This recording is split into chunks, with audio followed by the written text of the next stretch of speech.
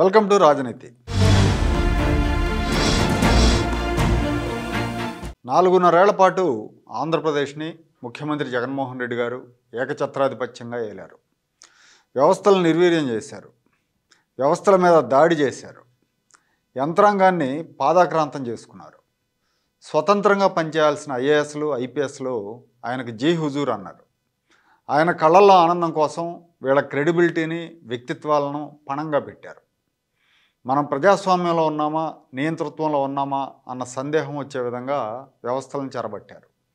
మంత్రులు నిమిత్త మాత్రులయ్యారు. ముఖ్యమంత్రి సెక్రటేరియట్ ముఖం చూడలేదు.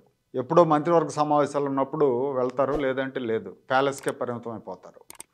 ప్రెస్ కాన్ఫరెన్స్లు పెట్టలేదు, ప్యాలెస్ దాటి బయటికి రాలేదు. ముఖ్యమంత్రి ప్రజలను కలవరు. సమస్యల గురించి వినతిపత్రాలు ఇద్దామని వచ్చిన వాళ్ళని అరెస్టులు చేయిస్తారు. ఆయన ఎక్కడ పర్యటనలకు వెళితే అక్కడ విపక్ష నేతలకు గృహ నిర్బంధాలు ఉంటాయి, చెట్లకు మరణశిక్ష విధిస్తారు. రాష్ట్రానికి ఎంత పెద్ద విపత్తు వచ్చినా స్పందించరు, నిమ్మకు నీరెత్తినట్టు ఉంటారు. పార్టీ నేతలకు అసలు సమయమే ఇవ్వరు. మంత్రులకు అపాయింట్మెంట్లు ఉండవు. ఇక ఎమ్మెల్యేల సంగతి సరే.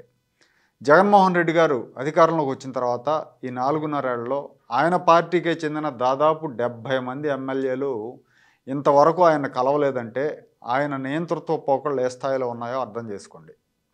మొత్తం 152 మంది ఎమ్మెల్యేల్లో 70 మంది అంటే దాదాపు సగం మందిని కలవకుండానే ఆయన 5 ఏళ్ల పాలన పూర్తి చేశాడు. ప్రమాణ స్వీకారం తర్వాత ఏదైనా సభల్లోనో లేదా అసెంబ్లీ సమావేశాలు జరిగేటప్పుడు కలుసుకోవటం మినహా ప్రత్యేకంగా నియోజకవర్గ సమస్యల గురించి కానీ వ్యక్తిగత సమస్యల గురించి కానీ వీళ్ళు ముఖ్యమంత్రి గారిని కలిసింది లేదు. ఏదొచ్చినా ఫ్రంట్ ఆఫీస్లో ఉండే సజ్జల రామకృష్ణారెడ్డి లేదా వైసీపీ నాయకుడిగా మారిన ఐఏఎస్ అధికారి ధనంజయ రెడ్డిలకు చెప్పుకోవాల్సిందే. వాళ్లే సీఎంకు కళ్ళు చెవులు. 4.5 ఏళ్ల పాటు ముఖ్యమంత్రి వ్యవహార శైలి ఇలా ఉన్నప్పటికీ ఒక్కరూ నోరు మెదపలేదు. ఇప్పుడు దాకా కుక్కిన పేనుల్లా పడున్నారు. సొంత జిల్లా నుంచి రాజధానిని తరలిస్తుంటే ఒక్క గుంటూరు జిల్లా ఎమ్మెల్యే కానీ కృష్ణా జిల్లా ఎమ్మెల్యే కానీ అభ్యంతరం చెప్పలేదంటే వీళ్ళు ఎంత బానిస బతుకులు బతికారో అర్థం చేసుకోవాలి. అయితే కాలం అన్నిసార్లు ఒకే విధంగా ఉండదు. టైం వీళ్ళ చేతుల్లోకి వచ్చింది. ఇప్పుడు ఎన్నికలు 4 నెలల్లోకి వచ్చాయి. అధికార పార్టీకి ఎదురుగాలి వీస్తోంది. ఈసారి గెలుపు కష్టమే అన్న అభిప్రాయం జనంలో ఉంది. దీంతో ఇప్పటి వరకు నోరు మెదపని నేతలందరూ ఒకరి తర్వాత ఒకరు బయటపడతా ఉన్నారు. ముందుగా మంగళగిరి ఎమ్మెల్యే ఆళ్ల రామకృష్ణారెడ్డి నోరు తెరిచారు. తన నియోజకవర్గానికి 1200 కోట్లు కేటాయిస్తానని కేవలం 120 కోట్ల పనులే ఇచ్చారని, ఆ పనులకు కూడా బిల్లులు చెల్లించలేదని విమర్శలు గుప్పించారు ఆర్కే. సీఎంని కలవటానికి ఎన్నిసార్లు ప్రయత్నించినా అనుమతి లభించలేదన్నారు. టికెట్ లేదనడంతో ఆయన పార్టీకి రాజీనామా చేశారు. విశాఖపట్నంలో వైసీపీ ఎమ్మెల్సీగా ఉన్న వంశీకృష్ణ యాదవ్ కూడా 4 ఏళ్లలో సీఎం గారిని ఒక్కసారి కూడా కలవలేకపోయానని చేత్కరించి జనసేనలో చేరిపోయారు. గిద్దలూరు ఎమ్మెల్యే అన్నా రాంబాబుది కూడా అదే కదా. నియోజకవర్గంలో అభివృద్ధి పనుల విషయమై సీఎంతో కలవాలంటే కలవలేకపోయానని ఆయన చెప్పారు. నియోజకవర్గంలో రెడ్ల పెత్తనం ఎక్కువైందని, తాను వచ్చే ఎన్నికల్లో పోటీ చేయబోవటం లేదని తేల్చేశారు. అదే జిల్లాలో మాజీ మంత్రి బాలినేని శ్రీనివాసరెడ్డిది కూడా ఇంచుమించు ఇదే కదా. మంత్రి పదవి పోయాక ఆయన నిన్న మొన్నటిదాకా సీఎంను కలవలేకపోయారు. ఒంగోలులో భూ కబ్జాల విషయంలో తనపై తన కుమారుడిపై ఆరోపణలు వచ్చినప్పుడు వివరణ ఇవ్వటానికి సీఎంను కలవాలని విశ్వప్రయత్నం చేశారు బాలినేని. అయితే సజ్జల ధనంజయ రెడ్డి మాత్రమే మాట్లాడి పంపారు. అనేక సార్లు ప్రయత్నం చేసినా అవలేదు. ఇప్పుడు టిక్కెట్ల వ్యవహారం దగ్గర పడ్డాక 2 రోజుల క్రితం సీఎం గారు కరుణించి బాలినేనికి సమయం ఇచ్చారు.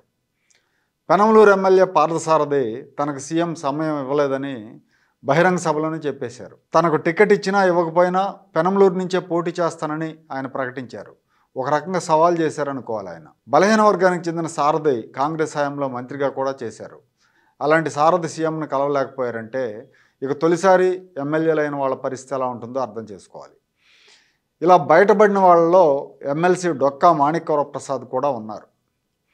డొక్కా మాణిక్యవరప్రసాద్ గారు ఉదయం పేపర్లో ఎప్పుడో 30-40 ఏళ్ల క్రితం ఉదయం పేపర్లో కంట్రిబ్యూటర్గా కెరీర్ మొదలుపెట్టారు. ఆ తర్వాత కాంగ్రెస్ పార్టీలో చేరి రాయపాటి సాంబశివరావు గారి శిష్యుడిగా వెలుగులోకి వచ్చారు. తాడికొండ నుంచి 2 సార్లు ఎమ్మెల్యే అయ్యారు, మంత్రిగా పనిచేశారు. రాష్ట్ర విభజన తర్వాత తెలుగుదేశం పార్టీలో చేరారు. తెలుగుదేశం తరపున ఎమ్మెల్సీ అయ్యారు. అప్పటి వరకు నైతిక విలువలు కలిగిన నాయకుడిగా ఆయనకు మంచి పేరుండేది. కానీ 3 రాజధానుల బిల్లు అసెంబ్లీలో ఆమోదం పొంది కౌన్సిల్కి వచ్చిన సమయంలో ఈయన పార్టీ ఫిరాయించాడు, వైసీపీలో చేరాడు. గుంటూరు జిల్లాకు చెందిన వ్యక్తిగా ఉండి తాడికొండకు 2 సార్లు ఎమ్మెల్యేగా చేసిన వ్యక్తిగా ఉండి అదే గుంటూరు జిల్లాలోని అదే తాడికొండ నియోజకవర్గ పరిధిలోని రాజధానిని చంపేసే బిల్లు కౌన్సిల్కు తీసుకొచ్చినప్పుడు అలాంటి కీలక సమయంలో ఆయన వైసీపీకి చేరాడు. దీంతో అప్పటి వరకు పెద్ద మనిషిగా పేరున్న ఈయన పేరు మట్టిలో కలిసిపోయింది. ప్యాకేజీకి అమ్ముడుపోయాడన్న ఆరోపణలు కూడా వచ్చాయి. వైసీపీలో చేరాక ఈయన తాడికొండ ఇన్ఛార్జిగా నియమించారు. ఆ తర్వాత ఆయన తప్పించి మేకతోటి సుచరితను ఇన్ఛార్జిని చేశారు.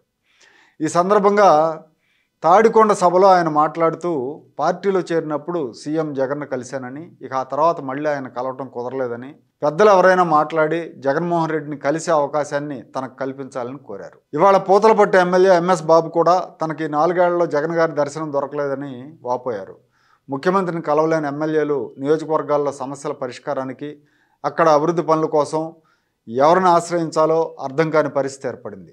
తాజాగా తెలుగుదేశంలో ఒక వెలుగు వెలిగి వైసీపీలో చేరిన మాజీ మంత్రి దాడి వీరభద్రరావు గారు కూడా బయటపడ్డారు. ఈ 4 ఏళ్లలో సీఎం జగన్ తనకు కలిసే అవకాశం ఇవ్వలేదని విమర్శలు గుప్పిస్తూ ఆ పార్టీకి రాజీనామా చేశారు. ఇక రాబోయే రోజుల్లో ఎంతమంది బయటకు వస్తారో చెప్పలేం. ఎన్నికల దగ్గర పడ్డాక టికెట్ లేదని తెలిసాక ఒక్కొక్కరుగా బయటపడుతున్నారు.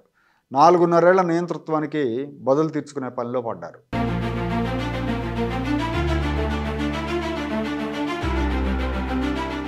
Like, share and subscribe to Rajaniti channel.